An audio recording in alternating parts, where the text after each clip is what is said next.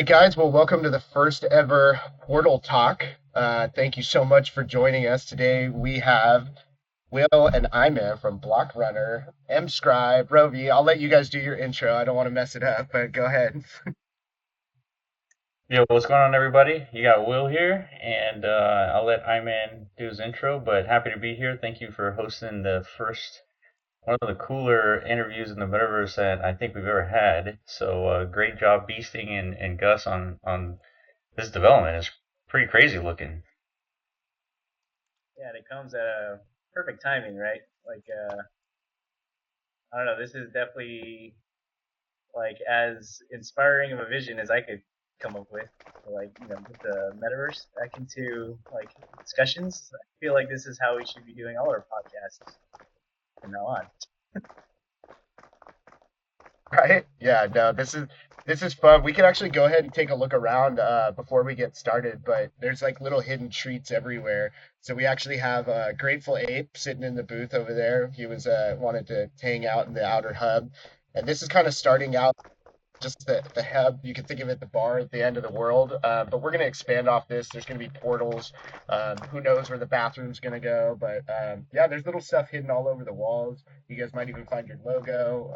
Definitely look at what the beer bottles have on them. We tried to sneak in some stuff everywhere. Yeah, this is incredible. Guys, don't mind me asking, how much time did it take to put all this together? Just curious. I've been at this for like a few months, but like it's an ongoing development. Like Gus said, we're expanding on it every time. And we'll walk past like a little wall in a little bit, and we'll have like a wall of fame over there. Well, every interview we'll take like a screenshot later on, and we'll put that on there as like a sort of a time capsule to keep this place vibrant and ever evolving, I suppose.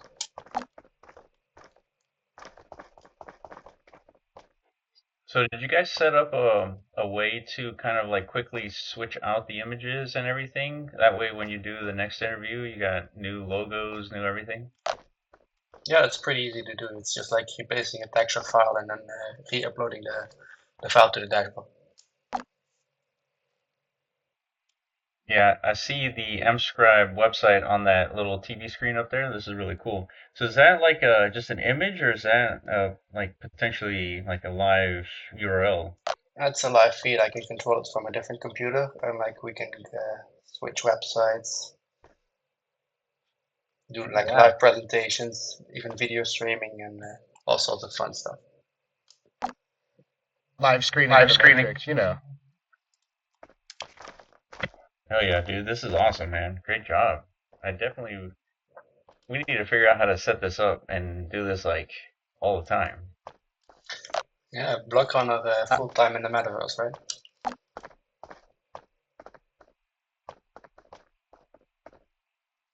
Absolutely. Yeah, Absolutely. no, I'd love to see a bunch of these, well, different environments too, right? And these can be event based. I mean, we've talked about this, and that's kind of where I want to talk a little bit with you guys about. I'd say you're probably two of the most doxed guys talking about all this stuff for a lot of years, and I do want to dive a little bit. I spoke with you guys. We're gonna go like past, present, future on this, and I just want to like dive in. How did you guys get started in Web3 and Metaverse? Like, where were the origins? I'll let you go first, I man. Web3 in general, for me personally, it began, I guess, with like a Joe Rogan podcast all the way back in 2014 with Andreas Antonopoulos. So he was explaining basically, what Bitcoin is and all the different problems that it could potentially solve in relation to the financial, traditional finance, right? So I found that pretty interesting, compelling, and I kind of heard about Bitcoin around 2013 already, just because it experienced like its first like major price action that captured a lot of people's attention. But it wasn't until that podcast that I was kind of really convinced to look a little bit deeper. That's when I bought my first Bitcoin, but really with the intention to, you know, I guess like introduce myself to the broader market, I guess, which was like the very beginnings of the altcoin space. But unfortunately, I ran into like a little bit too much like UI UX friction at that point, as you can imagine. Like if people complained about the user friendliness of crypto today, imagine how it was 10 years ago. It's pretty ass. So that scared me away. So I missed out on like the opportunity to essentially onboard into crypto at like probably the best timing possible. And I didn't really get back into it until 2017. Again, like the next major price action move for Bitcoin, it was, everybody was like, "What do you mean Bitcoin's $3,000?"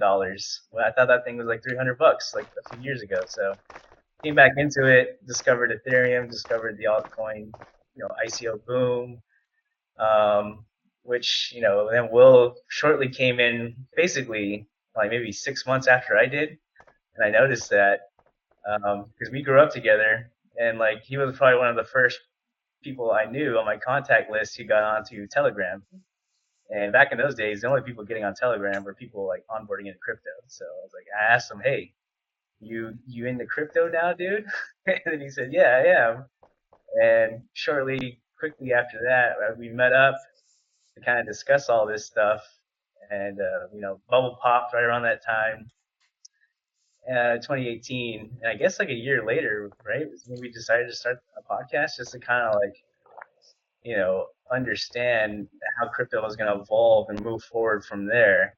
Because already there was two previous cycles, so the assumption was another cycle would come at some point, right? So it probably it's a good idea to kind of like really understand how this industry, moves forward from this point, right? So that's what got us pretty early into discovering NFTs and DeFi, metaverse, so those were good times looking back compared to where we are right now. Like it seemed like there was so much innovation, there was so much like hope in the space. Like, crypto rails were without a doubt going to change a lot of things, right? And activate a lot of these like pipe dreams, things like, GameFi and where people don't have to spend so many hours a day playing games and getting no return, right? Like there's an actual financial like incentive now that's potentially sustainable and can onboard, millions, if not billions of people into like a digital economy, right? That thesis really captivated us and what led us to really, essentially become not just observers and like speculators in the market, but builders as well, right? So we felt like we had something to contribute on that end. And yeah, I guess Will, you can kind of like take it from there. Oh yeah, that's awesome. Yeah, for sure. Yeah, for me, I mean, I've always had a technical sort of like type of brain, and pretty early on, I was exposed to cryptography, and I leveraged that knowledge for like a previous startup that I had, and it was really deep in cryptography. I mean, I had to learn the intricacies of public and private keys, what they were used for, and I heard about Bitcoin early on as well, like 2013 timeframe, give or take a year. And at the time, I faded Bitcoin because I just essentially read the headlines that it was for drugs, money laundering, and so I just kind of like ignored it. And pretty soon after that, the company that I was working on kind of was slowly falling off, and I was just looking for more opportunities. And once Bitcoin started heating up again, it was in the $5,000 range, 10,000, 20,000. That's when I started like looking at it seriously, and that's when I first understood what Bitcoin was.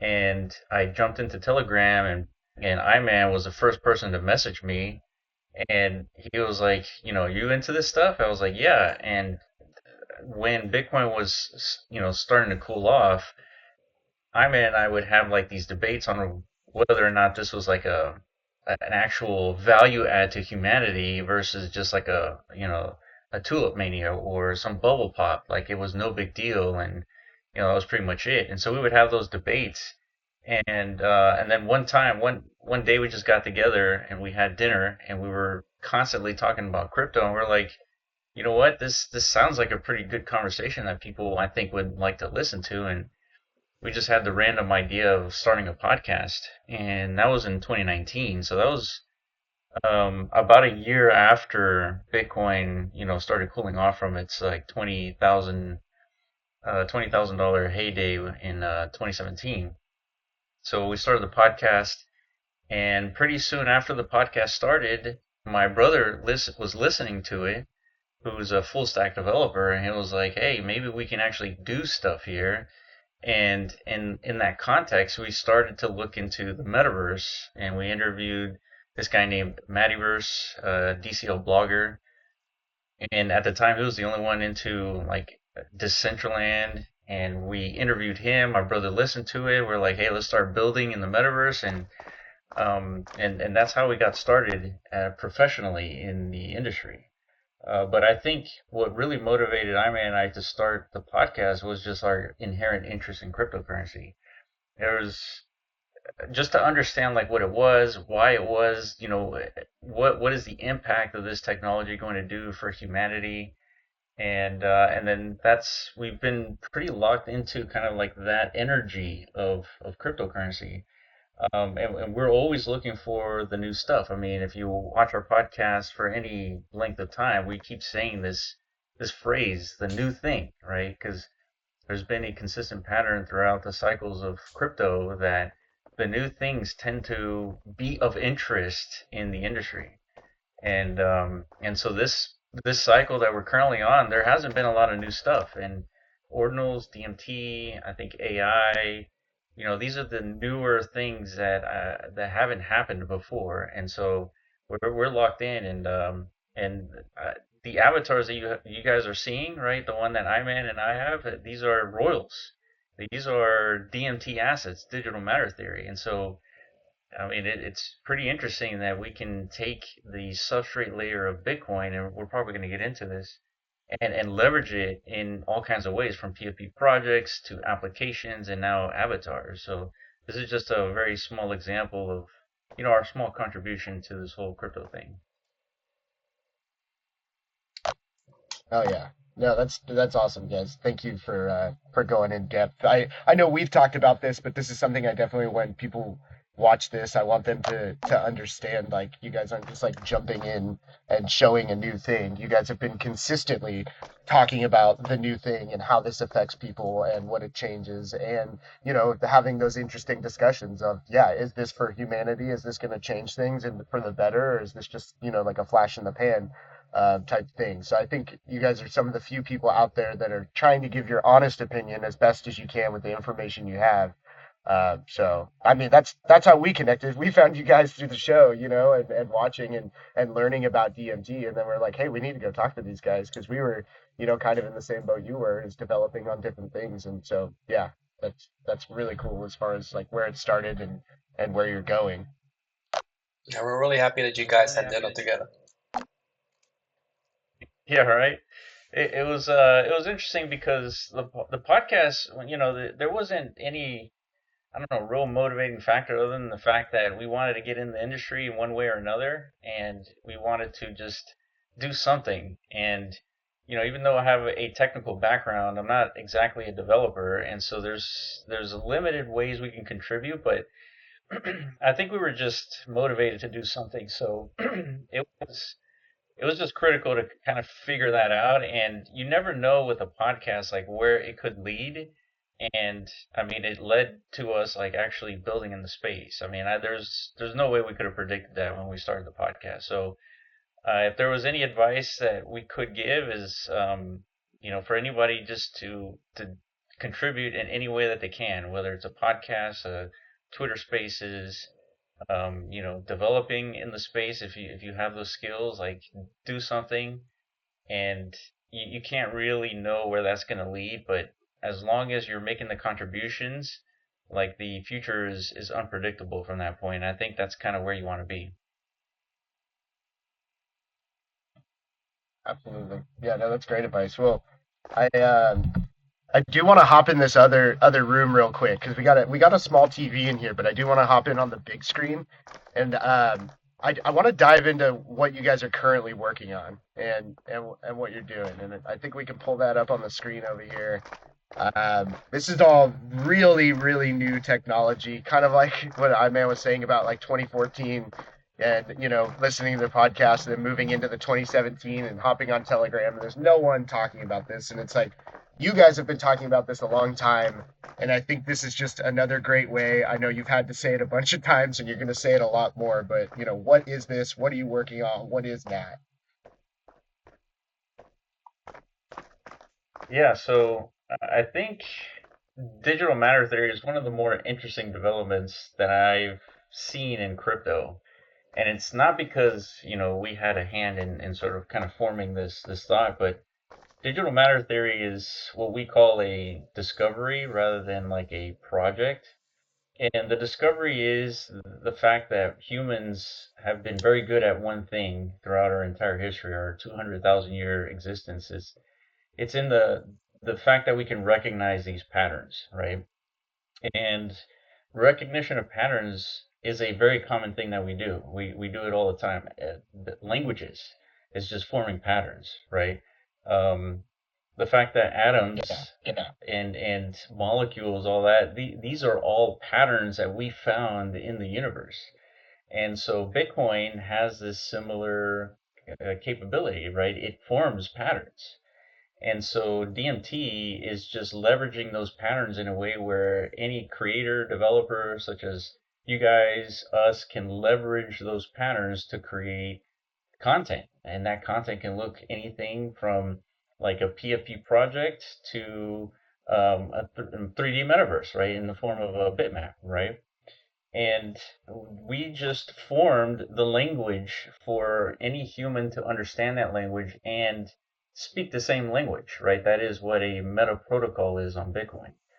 And so we package that up in the form of this meta protocol, and Tap and Track, Benny and his team, they wanted to support something as interesting as DMT, and so it became part of like what the indexing that Track does for the Bitcoin network. And so this is just another way, this is another tool that developers can leverage to create content in a way where it's non-arbitrary, because the existence of this content only exists because it's in the substrate layer of Bitcoin, in the data set of Bitcoin. So what you're looking at here on this website is the launch of the very first DMT asset called NAT, which is short for non-arbitrary token. And so on this website, which is natgmi.com, you can go there and learn about DMT, the NAT token, and what it's for. And there's two videos developed by the Track team. They're about 100 seconds long each, but it explains what DMT is, digital matter theory, and then it explains what NAT is. So I definitely invite you guys who are listening and watching to through those videos to understand the parallels between the physical reality and physics versus the digital reality, and this unbreakable layer that Bitcoin has given us, right, with its blockchain. And so these parallels help us establish this narrative that there's in order to create a digital reality, you have to kind of underpin it with some some thermodynamic layer, some starting point, in the same way that physical reality has a starting point in terms of these commodities such as oil and gold, and these things that took an entire millions and millions of years to form this low entropy state. And as humans, we've leveraged this low entropy state to create industry out of. And this is known as the Industrial Revolution, which occurred about 100 years ago. And ever since then, our technological progress has exponentially increased. And all of a sudden, we have self-driving cars and robots and all this stuff because of this point. And all we've done is just leverage these low entropy states to create content from it. And so why not do the same thing in the digital realm? And Bitcoin is that substrate layer, in the same way that the physical universe has given us this unbreakable laws known as physics, and now we have this unbreakable data set that is Bitcoin, and DMT just leverages it in a form of a meta protocol. So I definitely went deep in there, but yeah, that is kind of like the basis of what DMT is, and it's something completely new in the crypto industry. This has never happened before. And we think this is one of the more interesting narratives that we've seen in crypto. And our jobs is to look around and see what's going on out there, to see if there's stuff that we can implement with what we're doing, and see what else is happening, right? So yeah, happy to talk about it and get into it. Yeah, hell yeah. I like the fact that you said it's not so much a project, it's a discovery, right? And it's like, yeah, because like you could build a DMT project, but from what the original time I heard of you guys talk about this, it was kind of like an aha moment of, wow, this is going to change everything forever, because the creator can create something and long after they're gone it can continue working, right? So it's creating these new digital states, right? These, like you're saying, it's almost, their own, like we've seen kind of the periodic table of what can happen digitally potentially with, digital matter theory. And I think all that is extremely interesting when you talk about, what's going on with AI and robotics, and humans potentially being plugged in VR systems. And I'm not saying Matrix plugged in, not yet, but I'm talking about, there's people that are remote operating large vehicles already in Australia for mining. There's people remote operating tons of things all the time. And so there's no reason that you can, log into your metaverse and still be remote operating your job. And I think all of this plays, how it ties to crypto and things like that. It's going to be very interesting. Yeah, the weird thing about what we're doing is, like you're saying, Gus, it was a discovery, and like that's not a common thing that's said about any project, right? And what we've done, if there was a project associated with DMT, the project is just forming the language, and that language that is formed is the meta protocols, the rule set to that governs how we can communicate with each other. Because that's really what we're doing. Like the English language is just a rule set for us to communicate with each other. And atoms and all these like base assets in reality, they all have different names in different languages, but they all mean the same thing. And so the DMT is just the starting language to be able to communicate with each other. It can be done, tons of different other ways, but we're ultimately talking about recognizing patterns within Bitcoin and then leveraging those patterns. So I guess one thing is like, well, why? Why is this anything? Why do this to begin with, right? Well, if we start tying things to patterns, that means that when that pattern occurs again on Bitcoin, all of a sudden that asset that you tied that pattern to has occurred again. And so we're talking about this non-arbitrary expansion. So this is just an additional kind of like tool that developers can use. Let's say you're making a game and your game has like these rare assets associated. Well, why not tie these rare occurrences to patterns on Bitcoin so that when that pattern occurs again, you have a way to expand the supply in a way that's non-arbitrary. So that means that anyone who buys into this ecosystem, they don't have to rely on like the whims of the developers to expand or contract the supply in an arbitrary way. And so this sort of mitigates any fallout that could occur through expansion, because as a developer you want your stuff to grow, right? But that means that in the old perspective of cryptos, like static supplies is what you want, is, well, actually you don't want that because it limits the ability to grow. And so with DMT and this whole non-arbitrary like technology, you don't rely on anything besides Bitcoin. And so that means that there's going to be expansion, and that means your project can grow, and it's all up to the whims of Bitcoin, which is kind of how you would want it, right? So yeah, this is just one small example of kind of leveraging this new like language that we can recognize these patterns on Bitcoin. Nice. I'm there's always so much. I have only so many questions I want to ask you in the amount of time. But I guess one want to touch on before the next question is, where do you see this kind of, sitting in the metaverse? Yeah, I know you've touched on it, but for someone to break down simply for a new builder, do you see this potentially controlling weather on a planet, buildings building on their own in the future based off of a pattern reoccurrence long after the builder potentially is gone? Just does that make sense for this technology as well? Yeah, I think that's one of the more ideal applications of this technology is leveraging it in the metaverse, and DMT really has spawned this idea from Bitmap, and Bitmap was one of the first DMT assets out there that kind of leveraged Bitcoin block data. And it leverages it in a way where it's essentially number.bitmap, and that number represents the block number of Bitcoin, and then it's .bitmap, and this information gets injected into Bitcoin, and when it's injected into Bitcoin through ordinals, you can actually own that, right?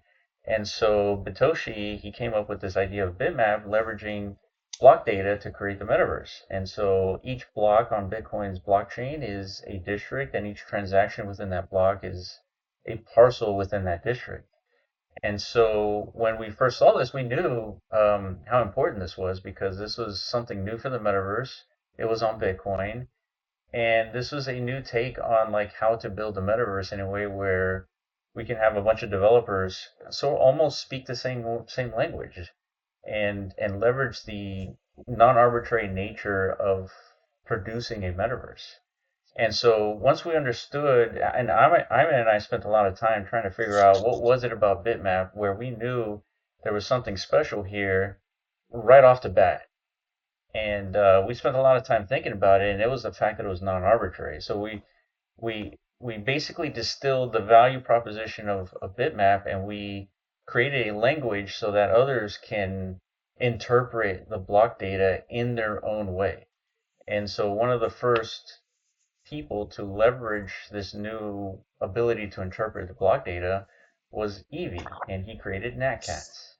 And this was another free distribution that allowed him to put a PFP project on Bitcoin that was tied to these patterns on Bitcoin. And so that took off.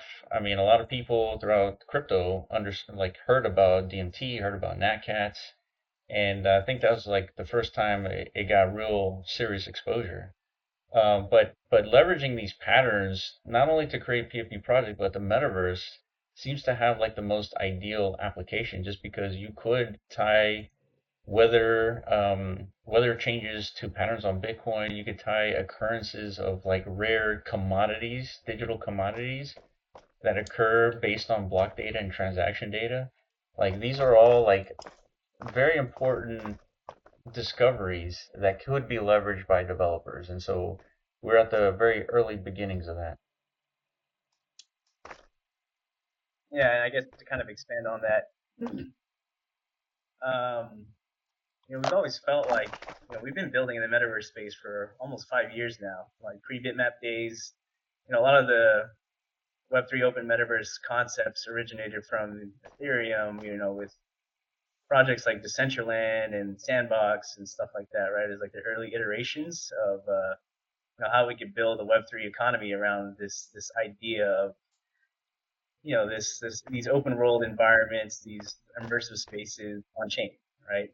Very interesting concepts, but we felt like there were some, I don't know, potentially some economic primitives lacking or something, right? Like the vibes and the ethos of what it is people were attempting to build was more aligned party culture than anything, right? It's like we just need to erect as many nightclubs in the metaverse, and that's going to be what galvanizes people's interest and attention. And, like this is this is the new paradigm, right, guys? So, we've seen many years of that attempt over and over and over again, and it just keeps failing. But it's fine. I think people still need to continue down that path, but other developers such as ourselves, I think we're looking for something deeper, some sort of like more intrinsic value proposition to the metaverse that maybe hasn't been truly uncovered yet or discovered. And we think DMT is like the closest thing, or the closest option to get like a a little bit closer into that direction where, a lot of what the future sustainability for things like the metaverse or GameFi as a sector, whatever, it's relying on sustainable economics, right? And economics, if you understand, at least to a small degree, it's a very complex, construct, the result of like human ingenuity and such. But before all that, its inception point was much more reliant on like discovery of innate commodities and resources that can be utilized to build additional layers of economic value, like from that, right? Like that, at least that's how we discovered sustainable economics along the way of like from a human historical perspective, right? Like this is what has led us to build these great civilizations, is utilization of these resources, these commodities that naturally exist in our physical real world environment, right? We didn't have any say in how these things were generated or produced. They just happened to be manifested through the forces of physics, and they happen to serve us through many different varieties of different utilities, and we put these commodities to work, and we built empires around this stuff, right? So from our perspective, we feel like we need to bring in as many of these parallels into the virtual economy as much as we can, because just because the environment is totally different in this virtual space as opposed to a physical one, like the users interfacing with this environment is the same. At the end of the day, we're human beings, right? We're still using our brain in order to like move around in this space, interact with things. So we're going to be perceiving, what's happening in this virtual realm, with the same tool, right, that we do when we move around on Earth, right? So I think the assumption that I make is, we're going to interpret value in the digital space similarly than we do in the physical. So when you spin up virtual worlds and all this stuff arbitrarily, just out of thin air, it doesn't align with how human beings have discovered and interpreted value in the physical world, right? So this is why once we kind of made the discovery that, this non-arbitrary existence of things on Bitcoin, it doesn't exist on any other chain. It is a killer like use case feature of Bitcoin itself because of the innate properties of Bitcoin, that the thermodynamic transfer of energy to now like a stored energy state, which is what that data substrate layer is.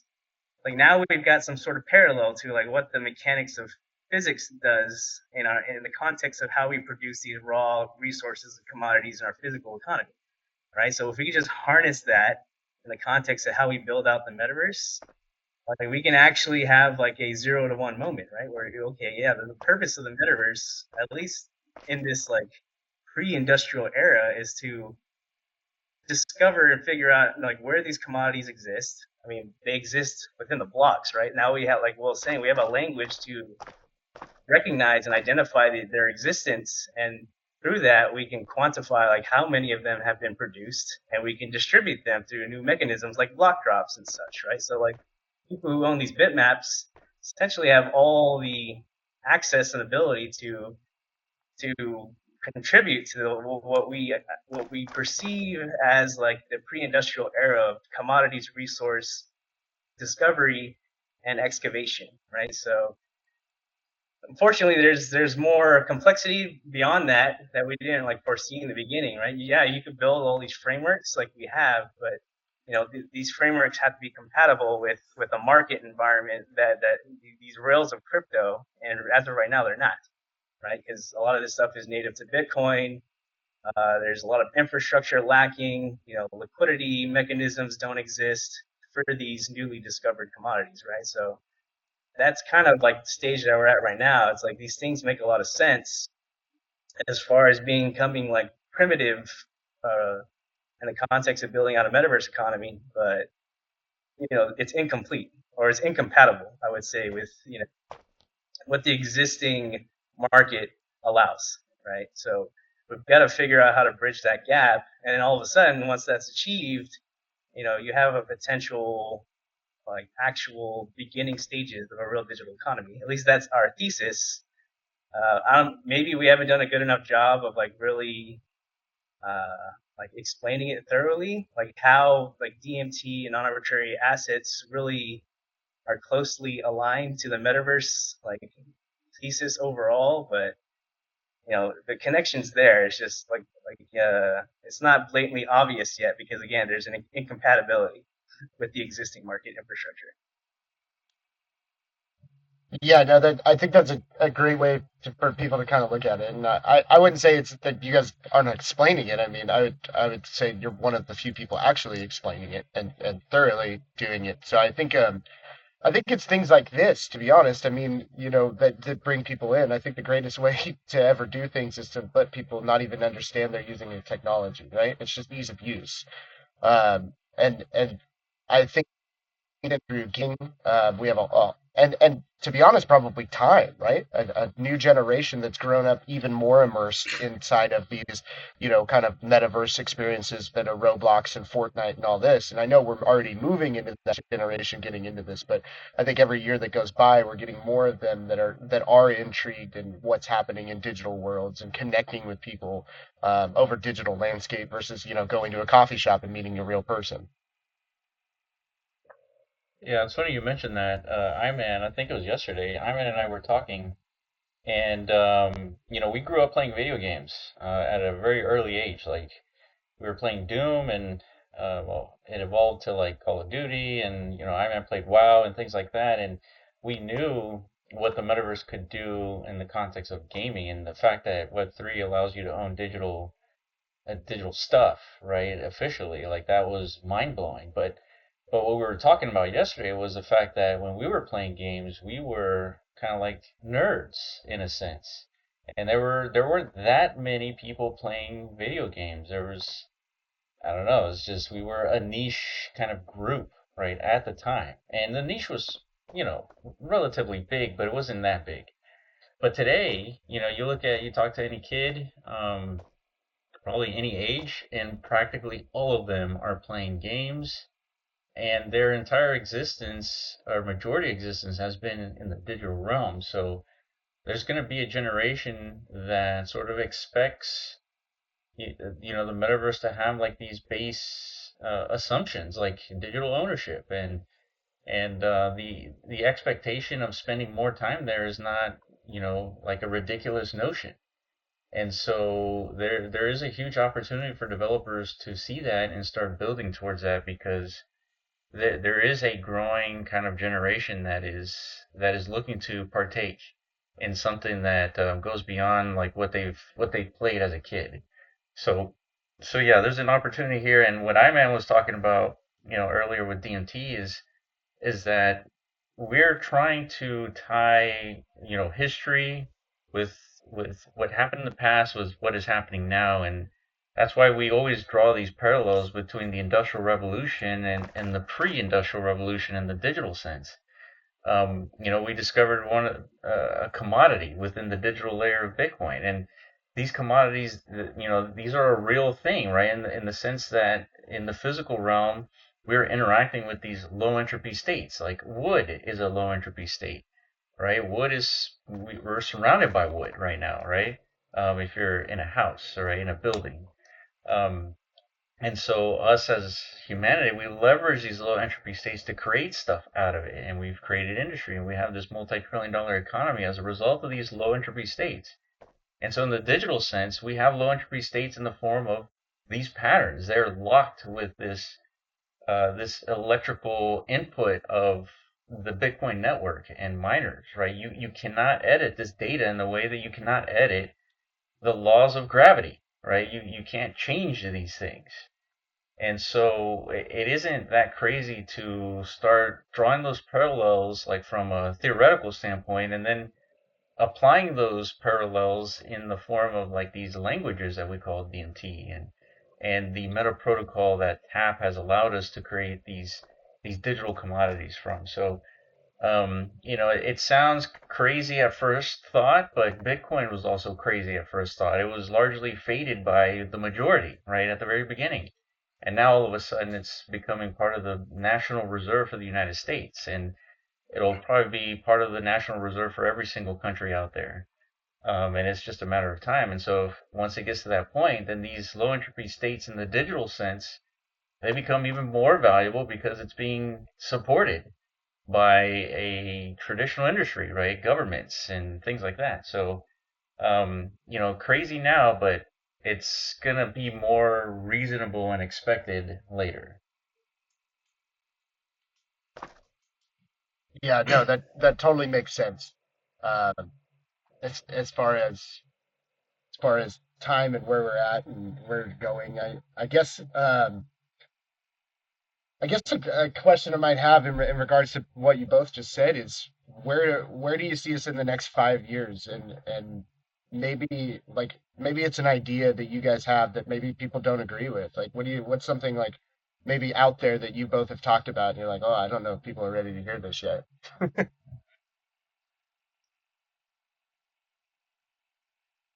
Yeah, it's interesting because we talk about this, I guess, a lot more now than we always. I don't know. It's like our original core thesis was definitely more. There's more clarity, like for the first 5 years of our development, but now with the introduction of AI, it definitely like has shifted some things as far as how we perceive the future of the metaverse. Right, all these things we kind of discussed. The fact that DMT introduces a commodity layer to the metaverse that is non-arbitrarily. It's as closely parallel to our physical like prerequisites for economic formation. Like this is a big deal, but the major thing that we have to kind of like interface with as far as friction is human belief, right? And you're like same thing that Bitcoin kind of had to deal with in its earliest stages is people giving Bitcoin a chance. Like the idea of like digital value like didn't exist pre-Bitcoin really. Like I think the closest thing to it was probably like World of Warcraft gold, right? Because there was tremendous demand in that game. People were actually willing to spend money for digital gold and WoW, myself included, right? Black markets, don't ban me, Blizzard. But but yeah, Oh like yeah. these were some tough concepts to kind of like crack through the zeitgeist to get people to believe that you can create real value on the internet. But now look at us now, like 20 years post World of Warcraft gold, people can create a meme coin and you've got $1 billion in value just essentially manifested overnight. Like that's how far we've come from that initial point of breaking through that inertia to where now it's almost frictionless, right? So in the context of like digital commodities and the metaverse, I think I originally would have assumed that, like it would take many many many years for human beings to believe like this is something like an endeavor worth pursuing.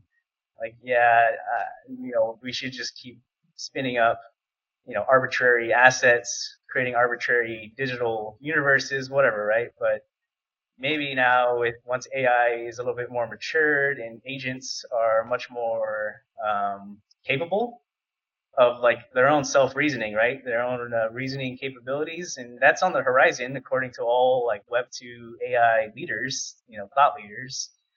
That is the ultimate goal that everybody's working on, right? Is to increase the capacity for reasoning, the ability for these AI agents to essentially come to their own conclusions and make their own deductions as far as like what they should be doing, utilizing their tremendous intelligence and their tremendous context knowledge bases. Like, what is the optimal pursuit for me as an AI agent? So I think these two realities can intersect pretty well, and I think the metaverse will be a good like hosting grounds for this new form of intelligence, right? Because it's a very nimble and flexible environment for an AI to essentially express itself and to exploit like whatever resources or economy that has any potential, right? And I think yeah. So your question is, what do I see in 5 years? I see a very large AI population in the metaverse, like really showing humanity like how it's done, right?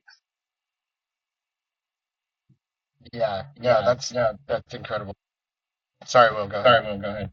Yeah, thanks. So I 100% agree with everything Iman said, and I don't want to give my answer, what I think is going to happen in 5 years, and be the same answer. So, metaverse is going to be a big deal. AI is going to be a big deal. But in 5 years, I feel like the narrative of Bitcoin is going to start changing.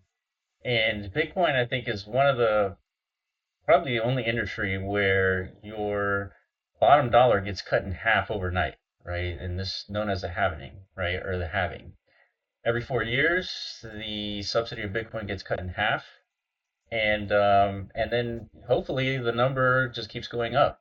And that's been the what we've relied on with Bitcoin, right? And it's been working, and I think it's going to work for the foreseeable future. But at some point, there won't be um, there won't be a subsidy for Bitcoin. And earlier than that, before 2140, which is the last year of the subsidy, even before that, the halving will cut Bitcoin so small that it is negligible. And so I think in 5 years, the conversation is going to start revolving around the sustainability of the network. And so Beasting put up here on the site mempool.space. So anyone can go there and you can see what is actively in the mempool. So basically transactions that are waiting to get mined. And recently, within the last few months, there's been a lot less transactions on Bitcoin. And so you essentially have a $2 trillion asset with roughly nobody using it, right? Give or take. So that's okay. You can have, an asset that's worth $2 trillion and nobody using it. Gold is an example. Nobody actually uses gold, right? There's some industries that use it, but largely no one's transacting in gold, and yet it's still worth 21, 22 trillion now. So it's fine that nobody's using it. The problem with the fact that nobody's using Bitcoin is that there are no transaction fees. And if you look at Satoshi's white paper, it sort of relies on transaction fees in order for it to sustain the network. As a matter of fact, it's called peer-to-peer cash for a reason. But as this simulation has played out, I think Bitcoin has a higher calling and a store of value, which Bitcoin could represent just the definition of value for humanity. It could. So you're talking about like an asset that's worth infinite, right? But even in that sort of like reality, you're not going to be trading in Bitcoin, right? It's going to be a rare occurrence. And so no more fees, no more sustainability. So then what do you do? So if there are no transaction fees to sustain the network, miners, they have to turn off their systems because it's not profitable and it's just a burn, right? And so I think the narrative is going to be is like, how do we sustain the network? And the NAT token is a good example of a way to contribute to sustaining the network. And so this is just a token that is mined by miners, right? It's 100% distributed, free and fair. There's roughly 20,000 holders. There's no VC. There's no team allocation. There's nothing. But every 10 minutes, there's new NAT tokens being generated, and the miner who wins that block earns those new NAT tokens. And so if we recall to the earlier conversation where the NAT is basically block data from Bitcoin in the form of a fungible token. And so now that the miners are collecting this asset, this is a new vector of sustainability for Bitcoin where it doesn't rely on transactions to occur. What this relies on is the same thing that Bitcoin relied on, is a network effect. It is the acknowledgement, the recognition of this asset by the larger population of humans. And so if the population starts recognizing this as a reasonable sustainability contribution, then the value of this token goes up, and when the value goes up, it helps sustain the network even more, and it increases the security of Bitcoin, which is ultimately what we want. And digital matter theory is aligned with that because the more secure the network is, the more viable these digital commodities are, right? This is kind of like a self-supporting ecosystem. And I think in 5 years, the narrative is going to be figuring out, it's like, what are other ways to contribute to the sustainability of this network, because countries are going to rely on this, right? This is a store of value, and if the security goes down because miners are turning off their systems, it's no longer a store of value. So yeah, I think that's going to be another talking point, 5 years from now, and even probably sooner, because there are a lot of people talking about it now that this is becoming not sustainable. But it's not a in-your-face problem just yet. But it's inevitable. It's going to be a talking point at least 5 years from now. Yeah, no, I can definitely see that. I mean, especially if you look, we're looking at store of value for countries, right? So you're going to have countries entering the game a lot more to figure out how they're doing this and to keep the network, stable, growing, running. So it's going to be, I believe, within the next 10 years, right? This is the Bitcoin gold rush. It's about basically 99% of the supply is gone in the next 10 years. Yeah, that's true. And I think the last Bitcoin is mined over 30 years. So one Bitcoin is mined for 30 years, and that's going to be the last Bitcoin ever mined. That's just crazy to think about. Do you guys think? I mean, I know this is just a philosophical question because nobody has any idea who Satoshi really is. But do you think he might have thought about DMT or this pattern recognition data on Bitcoin? It's hard to say. He doesn't allude to it in the white paper, so and then he hasn't really mentioned anything like it in like Bitcoin talk forums. I don't think this is something that you can foresee. I think this is something that sort of manifests. Um, yeah, it's tough to say. There's others who are looking at Bitcoin in a different lens, like Jason Lowry. He's looking at it from a military perspective. We interviewed Bigfoot Mining recently, Brian, and he views it from also a commodities like perspective, but he's talking about more like at the transaction level commodity. So there's people looking at Bitcoin from a different lens, and Michael Saylor obviously is another one who sees it from a different lens. But all this means is taking the current day narrative of like Bitcoin's just digital gold. Eventually, it's going to surpass the market cap of gold. And then what is the next narrative? And so there's these examples like DMT and power projection that take Bitcoin into a higher realm of like discussion points, right? It's no longer digital gold. It is digital matter, right? It is the substrate layer to create, commodities and the new digital industrial revolution, right? These are the talking points of the future. Um, so I think that's kind of like where this is probably going to head to, but yeah, hopefully that answers the question. Yeah, no, it definitely does. Thank you. It's just it's kind of like you said, going back to the beginning. It's discovering, right? It's digital archaeology, if you will. We're having to discover these new things and what they mean for us. I know that the four of us, have had conversations talking about potentially using digital matter theory for security reasons and other ways and things that we're still finding out. We're talking about growing things in the metaverse, having a seed that grows into a tree over, potentially whatever parameters you put on. It could take 10 years inside of whatever you're building it in.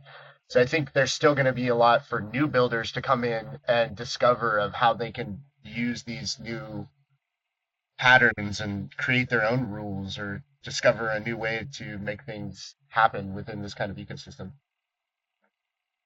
Yeah, that was like the core motivation early on, I think, to why we decided we needed to create like I guess like a name for this concept, right? Because before digital matter theory, I don't think anybody really like honed in and locked in on like this is really what we've been up to since like ordinals began, because there have been tons of other fungible token or not fungible, just tons of other meta protocol attempts on Bitcoin in the past, but none of them really stuck around, right? So why is ordinals any different? And we'll consider the utilization of the sat positioning is like some sort of like prototype to DMT, right? Like it's recognizing a pattern within Bitcoin and applying a new value use case for it. So, but nobody was really crediting ordinals like as like a digital matter discovery. Right? It was much more clear once bitmap was introduced. Like okay, now we're like really expanding on this concept where we're looking for new fields of information within Bitcoin's blocks to append new value creation on top of, right? Okay, yeah, transactions, they're actually parcels of a metaverse district, right? That was very familiar to us. Like, we've seen so many iteration attempts at that in the past, but of course all arbitrary. It's like, the other side, what is it, like 100,000 or something parcel, or just worlds? I don't even know what they are, but they just sold a bunch of land just out of nowhere. This is how many exist. At the time it makes sense because that was the only way to do it. But now the fact that you can just kind of generate things non arbitrarily, it made a big impact on us. So we figured, if we're going to build something native, like an ecosystem on top of Bitcoin, which is already incredibly hard to do because of its limitations, then it better introduce something new at least, right? As opposed to all these other blockchains that get launched. Somebody raises $100 million to launch a new chain. This one is like 20 transactions per second faster than the last one that launched last week. It's like, is that what we're doing here? Is that what Bitcoin offers? No, Bitcoin offers something completely original and unique. And it's if we're going to try and convince developers who are attracted by TPS figures on other chains because they're assuming they could build the next pumped out fund on that chain, and that's what people really want.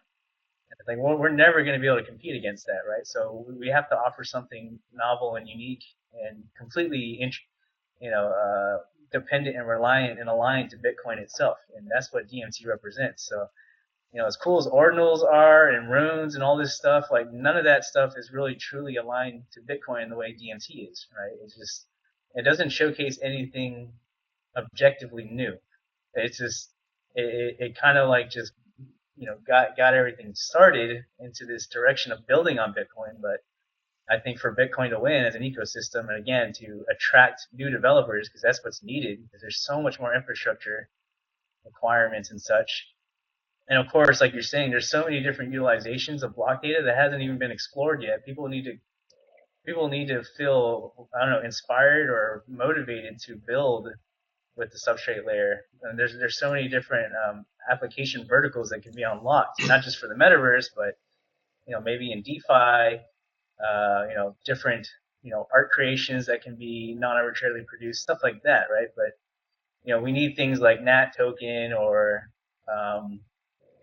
just the market to kind of like come back to life, just to kind of signal it once again, why it's important to be building the substrate layer. And so yeah, that's originally why it's like, let's create a name, digital matter theory. Let's try and align people to understand, like, this is how we should be building on Bitcoin, right? And let's put out the first framework out there with the non-arbitrary token and NAT itself, and then let's see what happens from here, right? Maybe somebody else will create something better, but the underlying goal is to get more people to be building on Bitcoin using the substrate layer.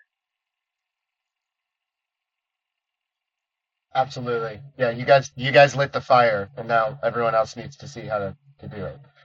That's how we feel when we first were looking and reading into this. We were starting kind of the same way you guys were at Decentraland and Sandbox. But where we're at now, I think we've never had more hope than ever before of what we were building. I mean, we're standing in a room created Unreal Engine quality graphics with a mutant ape and a royal soon coming out. Shout out to King. 3D royals coming, so we're talking interoperability, MML. You can stream this from any device. So we're really on the cusp of, I think, the future of what's coming, and I'm excited to see. I think the DMT space and what you guys have done is cultivating. It's not a huge group of people, but I think there's a lot of important builders in here, and that's what we're going to try and do with this kind of podcast inside this space is highlight the builders. We're going to be reaching out to a lot of different builders, just like you guys do as well. And I'm so excited and so hopeful, I think, for the first time ever, of what the metaverse could be. And I even experienced that in the other side recently on one of their huge events of just watching all these people. And someone actually tracked me down So I'm flying through there, and because I'm a Nat Cat, they came and tracked me down, and they're all, "Oh, are you a Nat Cat? How'd you do that?" And we ended up talking, and now we're still talking. And I was like, that was probably one of my first true, all the years we built on Sandbox, and not to talk crap, but I've never had an experience like that. You know what I mean?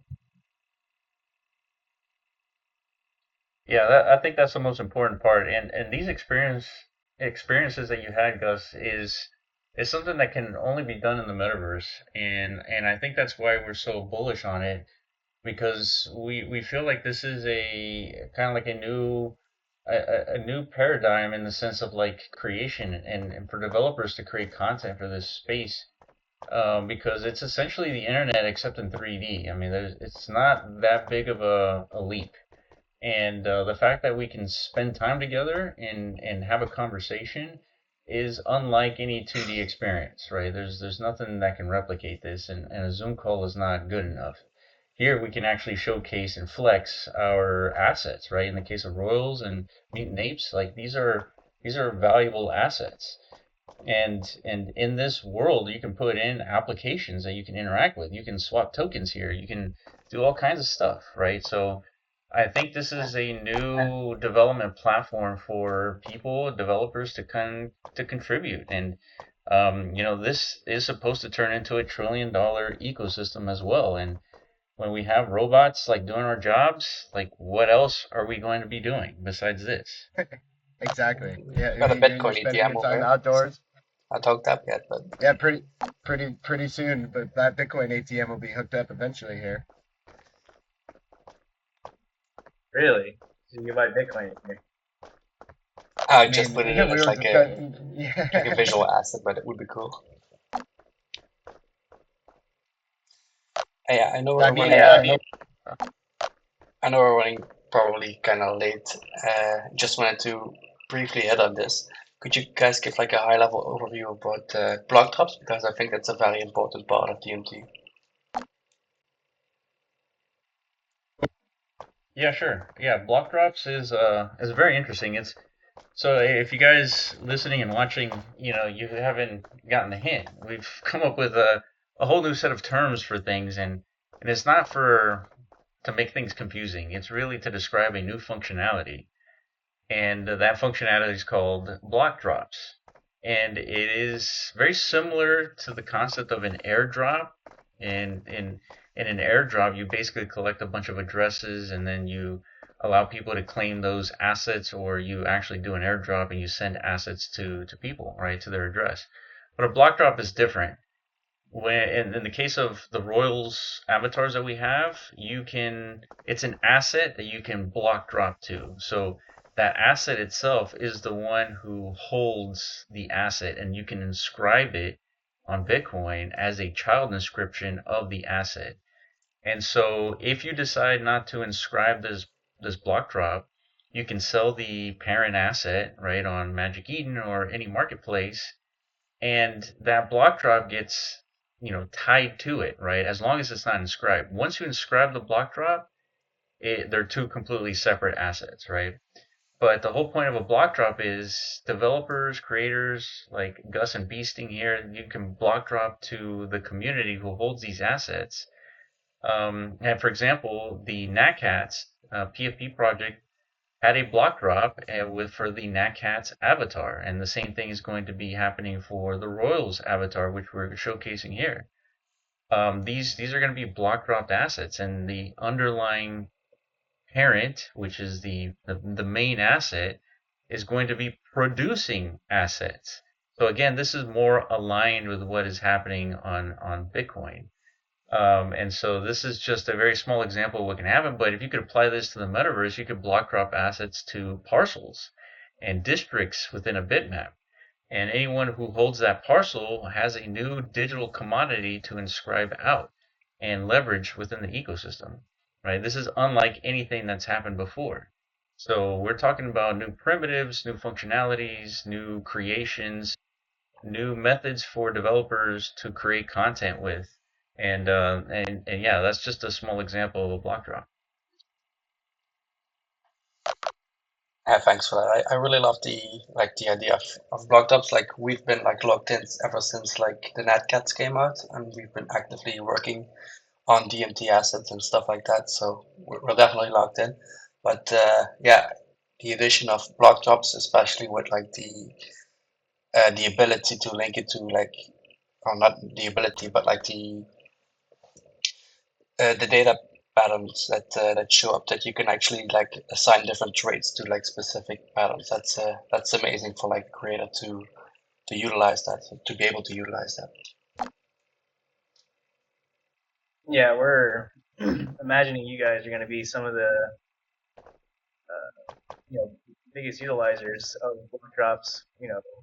Just because of your ability to create 3D content and such. So there's a lot of different assets, especially once we activate another new term here, metas, in the context of bitmap OS, another one, which essentially are just tokenized applications, which is something we kind of brought to the market on the Ethereum side of things, but exclusively to Decentraland because it was the only metaverse ecosystem on chain that had any like programmability access for developers. So we kind of coined and developed the first really on-chain apps in a sense. So we're with the ever since our kind of like pivot here to ordinals in the Bitcoin ecosystem, we knew and really the catalyst for us pivoting was bitmap itself, right? It's like, okay, we could build a metaverse layer on Bitcoin, like that's tremendously a valuable opportunity, right? But our core understanding,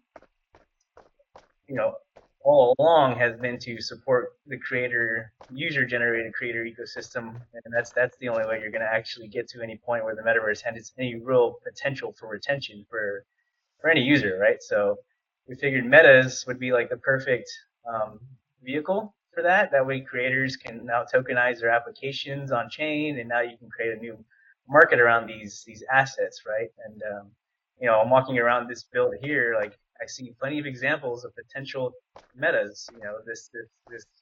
This game, arcade game is a meta. This Bitcoin machine. Not everybody would know how to build their own Bitcoin interface terminal for their own properties in the metaverse, right? But I bet you there's a lot of people that'd be willing to pay, however much in Bitcoin you're willing to charge for one edition or one inscription of this machine, right? So that's the type of market we're hoping to kind of activate, hopefully in the near term future, so that we can again inspire and attract new creators and developers to leverage this tool and start producing another asset class, right? That's something that is absent from the market, right?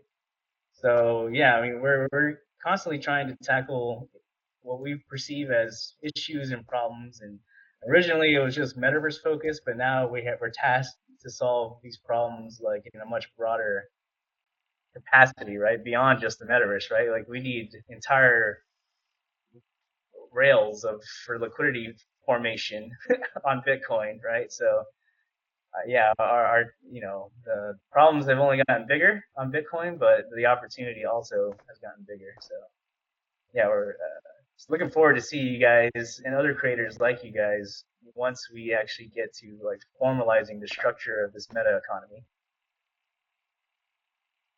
Yeah, I just put it on the screen. Like it's an older post where we created like a prototype of the kiosk. Yep.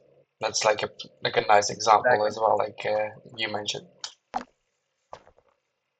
Yeah, so you guys already understand the opportunity here, right? Like, if you keep producing avatars like these, um, people want to outfit their avatars with accessories and such. So they're going to need an interface kiosk, and anybody could potentially contribute new designs and like, populate that inventory with these new designs, which essentially are just connected to, I guess, block drops, right? Or however it works, however it ends up functioning, like that is what is inscribed on chain, right? Like, and that is what people can essentially host on their own bitmaps and their own parcels or whatever. And if they successfully, can attract attention to their land and people start purchasing these things, there's a a revenue opportunity for all the parties involved, which is again what we interpret as fundamental prerequisites for economic formation, right? It's not just at the commodities and resource level. There's more complex layers that need to be built on top of that facilitate the flows between all the different participants in the environment, right? That way, once all this stuff is established and in place, we're assuming people will naturally start to gravitate into the metaverse direction again. And because one thing that we know for sure, at least in today's crypto demographic, people are attracted to opportunity, right? That's why right now it seems like the only opportunity in crypto is pump.fun, which is why you see a new pump.fun variant launching almost every single day, right? It's just right now that is the opportunity of crypto. So we're attempting to expand the scope of that into the metaverse direction, which hopefully makes things a little bit more interesting than where they are today. Can't wait. I think one thing that you guys have both touched on today is, especially with the block drops and what we were just addressing, that excites me so much is, it's a tokenized application, right? But you're also you're in a way picking your cult. Like I'm able to choose that I want Nat Cats and Royals airdrop this exclusive application because that's who I want with me on it, and that's the vibes I get, right? And so it's kind of an interesting thing. You look at where social media took over influencer marketing, right? You see someone like a Kardashian drop a product and sells $100 million. I think in the future it's going to be these collections of people that have come together over time and years. You already see that with CryptoPunks, you see it with Bored Ape, you're seeing it with the Nat Tats, you're seeing it with Royals. I mean, these are people that are not just coming in and leaving, and they're actually connecting and they're creating things together. And I think that kind of sustainability will come with future generations as well. As like, I'm going to design this application, but I specifically want it for this collection because I know these are the people I want to work with.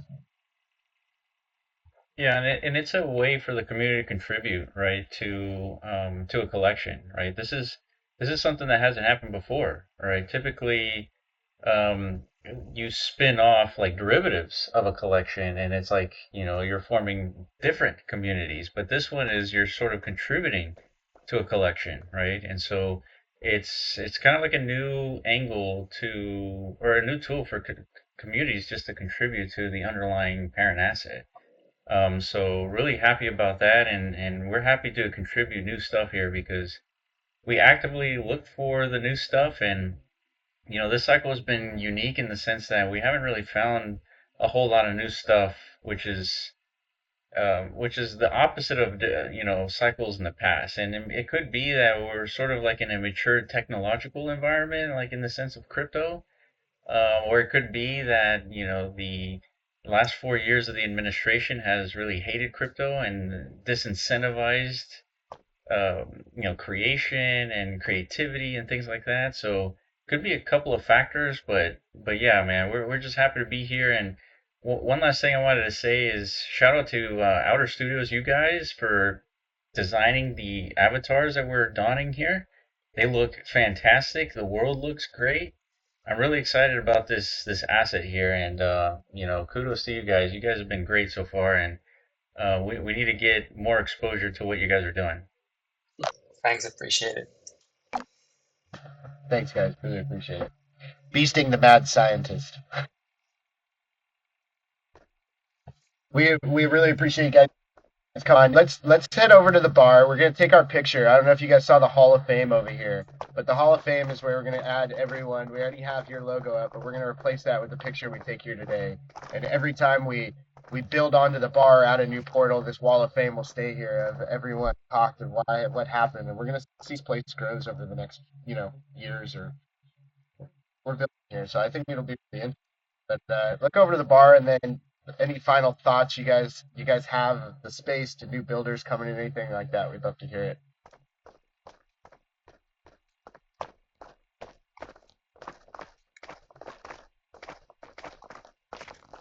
Wait, did you guys move?